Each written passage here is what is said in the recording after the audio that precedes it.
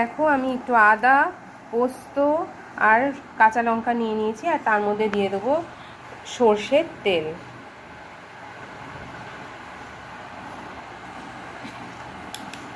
এই যে, এবার এটাকে শুধু পেস্ট করবো, আর এটা কিন্তু কাঁচাই খায়, এটা কাঁচা খেতে বেশি টেস্ট।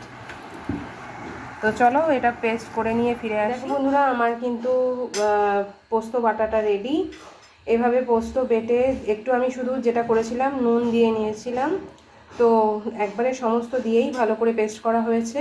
সেই নুনটা হয়তো আমি স্কিপ করে গেছি, তো এটা কিন্তু বেশ ভালোই লাগে খেতে। আর এটা হচ্ছে বাটিটা সামান্য একটুখানি জল দিয়ে ধুয়ে এটা কিন্তু দেওয়া হলো, যাতে যে পোস্তটুকু বাটিতে লেগে আছে সেটা যেন নিয়ে নেওয়া হয়, সেটার জন্য। তো দেখো আমার এটা তৈরি হয়ে গেল কাঁচা পোস্ত বাটা। তো এটা দিয়েও কিন্তু গরম ভাত হতে হবে, গরম ভাতে কিন্তু খেতে খুব সুন্দর লাগে। চলো পরের রেসিপিতে আবার দেখা হচ্ছে। Till then take care, bye bye. আর লাইক, শেয়ার, সাবস্ক্রাইব করতে যেন ভুলো না। বাই। ওহো, একটা কথা বলতে তো ভুলেই গেছি, কাঁচা সর্ষের তেল দিয়ে এটা সার্ভ করবেন। ঠিক আছে, টাটা, বাই বাই।